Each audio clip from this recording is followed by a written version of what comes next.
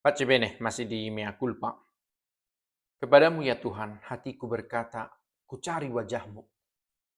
Wajahmu kucari ya Tuhan, janganlah memalingkan muka daripadaku. Dalam nama Bapa dan Putra dan Roh Kudus. Amin. Allah yang maha tinggi dan penuh kemuliaan, terangilah kegelapan hati kami. Berilah kami iman yang benar, pengharapan yang teguh dan kasih yang sempurna.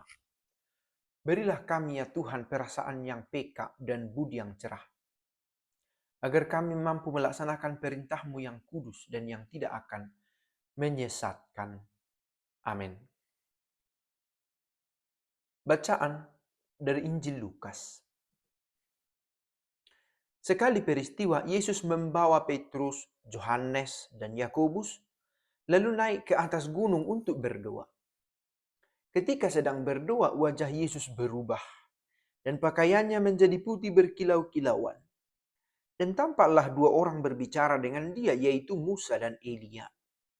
Keduanya menampakkan diri dalam kemuliaan dan berbicara tentang tujuan kepergian Yesus yang akan digenapinya di Yerusalem. Sementara itu Petrus dan teman-temannya telah tertidur. Dan ketika terbangun mereka melihat Yesus dalam kemuliaannya. Juga kedua orang yang berdiri di dekat Yesus itu. Dan ketika kedua orang itu hendak meninggalkan Yesus, Petrus berkata kepada Yesus, "Guru, betapa bahagianya kami berada di tempat ini. Baiklah kami dirikan sekarang 3 kemah, satu untuk engkau, satu untuk Musa, dan satu untuk Elia." Tetapi Petrus tidak tahu apa yang dikatakannya itu. Sementara Petrus berkata demikian, datanglah awan menaungi mereka. Dan ketika masuk ke dalam awan itu, takutlah mereka. Maka terdengarlah suara dari dalam awan itu yang berkata, "Inilah anakku yang kupilih, dengarkanlah dia."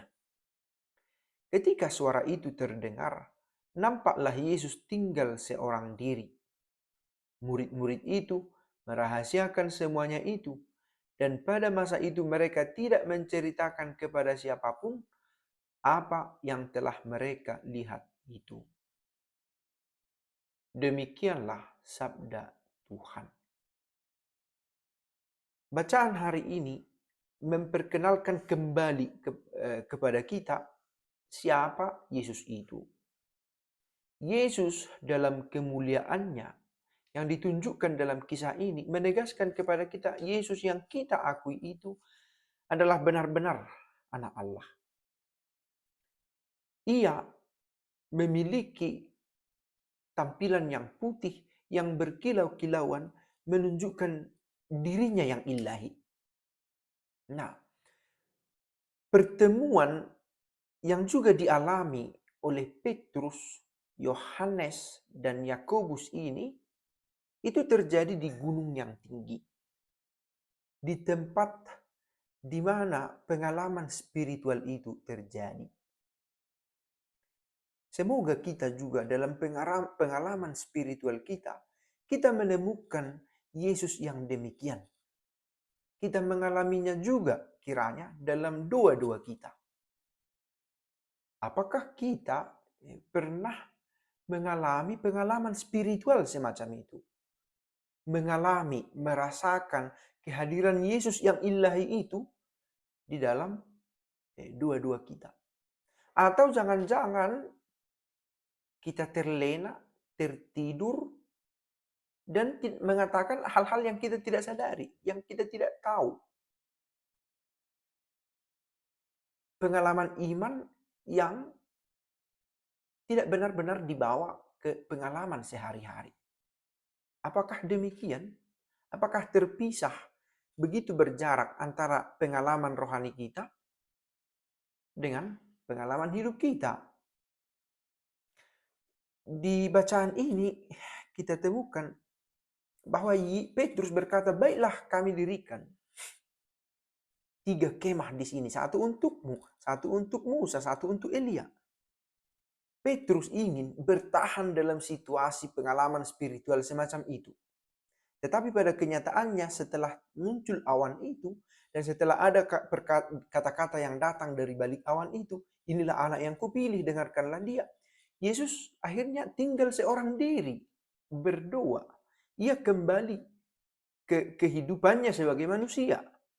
Demikian juga pengalaman rohani yang kita miliki, kiranya tidak tinggal di atas gunung, tetapi pengalaman rohani yang berdampak juga ketika kita turun gunung.